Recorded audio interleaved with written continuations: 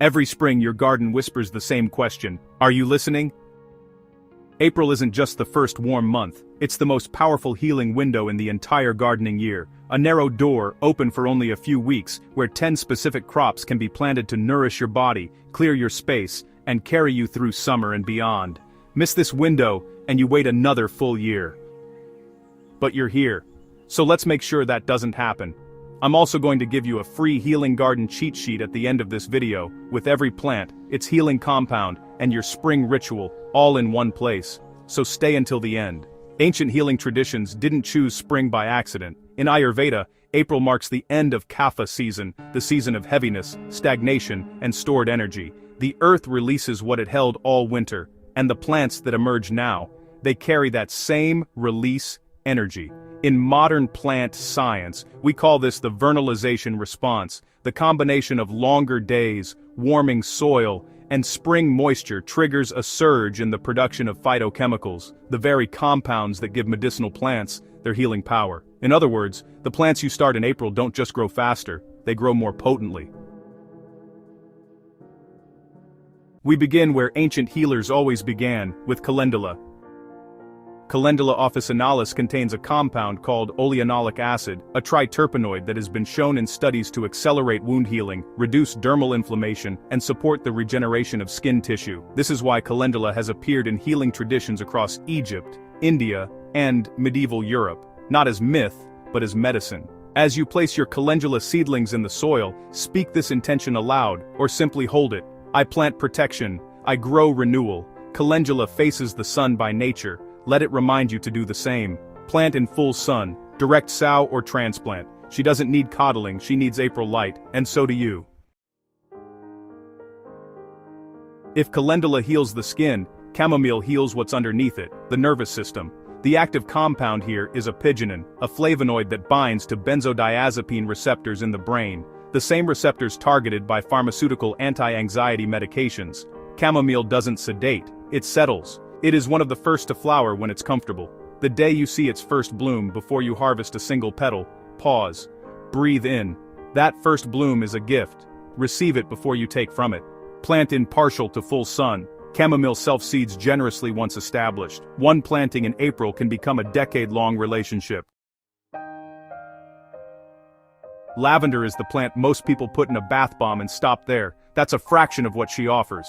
The compound is linalool, a terpene alcohol found in lavender's essential oil that has been shown to directly reduce cortisol levels in saliva studies. Not smelling nice, actual measurable stress reduction at the hormonal level. Plant lavender at the entrance of your garden, or the entrance of any space where you begin your day. She is a threshold guardian. Every time you pass her, brush a stem gently with your hand. Let linalool do what pharmaceuticals try to replicate. Plant in full sun, well-drained soil. Lavender is a slow starter, she rewards the patient. Begin her in April, and by July she will make you glad you did. Now we shift from the calming trio to the protective one. Meet nasturtium, the most underestimated healing plant in the spring garden. Nasturtium contains glucotropiolin, a glucosinolate compound that, when the leaf is crushed, converts into a natural isothiocyanate with documented antibacterial and antifungal properties. Clinical studies have used nasturtium extract in urinary tract infection treatment. This is a pharmacy that climbs your fence. Nasturtium is edible, every part, flower, leaf, and seed. Your ritual is simple. Once a week throughout spring, eat 3 fresh nasturtium leaves before a meal. This isn't folklore. This is functional food as medicine, exactly as our ancestors understood it. Direct sow in April after last frost risk. She grows fast, spreads generously, and asks for almost nothing. A true garden guardian. Most gardeners think of echinacea as a supplement you take when a cold starts. Planting it is something else entirely. Echinacea's active compounds, alkylamides and caffeic acid derivatives, work by modulating macrophage activity. They don't just boost immunity, they help regulate it, which is a critical distinction for anyone whose immune system is overactive or depleted. This is a plant that teaches your body how to respond, not just react.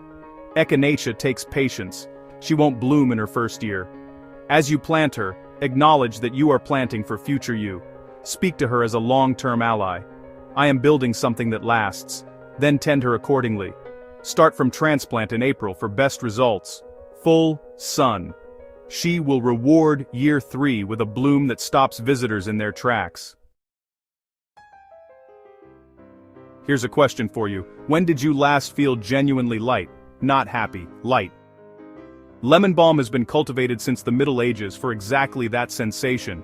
Its compound, rosmarinic acid, inhibits the enzyme that breaks down GABA, your brain's primary calming neurotransmitter. More GABA means less noise means more clarity feels like lightness. Plant lemon balm near wherever you sit in your garden, a bench, a reading chair, a meditation spot. When you pass, crush a single leaf between your fingers and inhale slowly. You're administering a dose, a sacred, self-prescribed dose. Plant in partial shade, she prefers it, especially as temperatures rise. April is her perfect entry point. This one surprises people. Peppermint isn't just a flavoring, it's a physiological activator. Menthol, peppermint's primary compound, triggers cold-sensitive receptors in the trigeminal nerve without actually lowering temperature. What you feel as cool and energizing is a neurological event. Studies show that simply inhaling peppermint oil improves reaction time, alertness, and athletic performance. This is why it appears in every ancient athletic tradition, from Roman baths to Ayurvedic morning rituals. Every morning you work in your garden, begin at your peppermint plant. Pinch a single leaf, roll it between your palms, inhale 3 times, slowly. You are opening your body's energy channels before the day has asked anything of you yet. Grow in containers, peppermint spreads aggressively in open beds. One pot in April becomes a lush, overflowing ritual station by June. Stop. Look at this flower. Borage officinalis contains GLA, gamma-linolenic acid, a fatty acid that directly supports the adrenal glands. In a world of chronic stress, overwork, and information overload, the adrenals are the most silently depleted organ system in the body. Borage has been called the herb of courage for 2,000 years, because when your adrenals are supported, courage comes naturally. Borage is the center scatter in the castle wall companion planting system, the heart of the garden. When you plant borage, you are placing the energetic anchor of your healing garden. Set this plant with intention. This is the center. This is where the healing begins. Direct sow in April. She self-seeds prolifically. Once you invite borage in, she returns every year, a faithful companion. We move now into the evening plants, the ones that work while you sleep, because healing, truly, is a nocturnal process. Valerian root contains valerianic acid, which inhibits the breakdown of GABA, the same calming neurotransmitter lemon balm protects. But valerian operates at a deeper level. Studies show it reduces sleep onset time and improves sleep architecture, meaning not just falling asleep faster, but reaching deeper, more restorative sleep stages. Plant valerian in the part of your garden that faces west, toward the setting sun. Each evening as you close out your garden day, acknowledge her. Thank you for tonight. She is tending to you even as she grows. This is the nature of reciprocal healing. Start from transplant in April, full sun to partial shade. She takes a full season to establish, but your October self will be deeply grateful. We close with the Queen. In Sanskrit, Tulsi means the incomparable one. Tulsi, Otsumum tenuiflorum, is classified as an adaptogen, a compound that helps the body resist physical, chemical, and biological stressors. Its active eugenol and rosmarinic acid compounds have demonstrated effects on blood sugar regulation, cortisol modulation, and inflammatory cytokine reduction across over 300 peer-reviewed studies. In Ayurvedic tradition, Tulsi is not merely a plant, she is a living temple.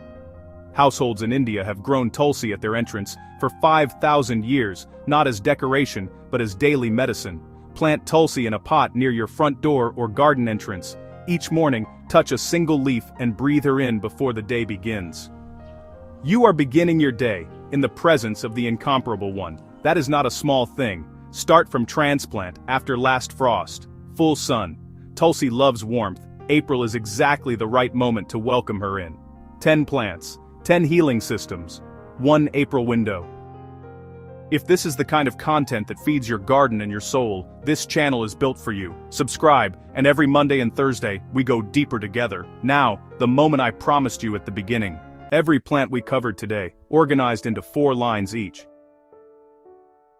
The compound that heals, the action it takes in your body, the ritual to plant with intention, and a Zen reflection to carry with you. Here's how to get yours. The link is in the description below, and it's completely free. Download it, print it, place it somewhere in your garden space where you can see it as you work. Let it become part of your April ritual. This cheat sheet follows the same format as our full Healing Plants series, which, if you haven't explored yet, is your next step. 14 plants, 14 healing systems, 1 complete sanctuary. April is speaking.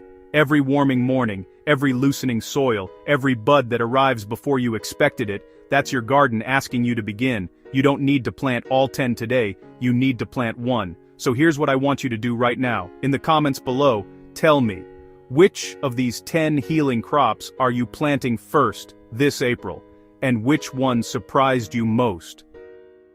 I read every single comment. Now, your garden is ready. Your healing season has arrived. Next week we'll be discussing your April Healing Garden Reset, 7 plants that detox your body and space. Thanks for watching, and I'll see you in the next video.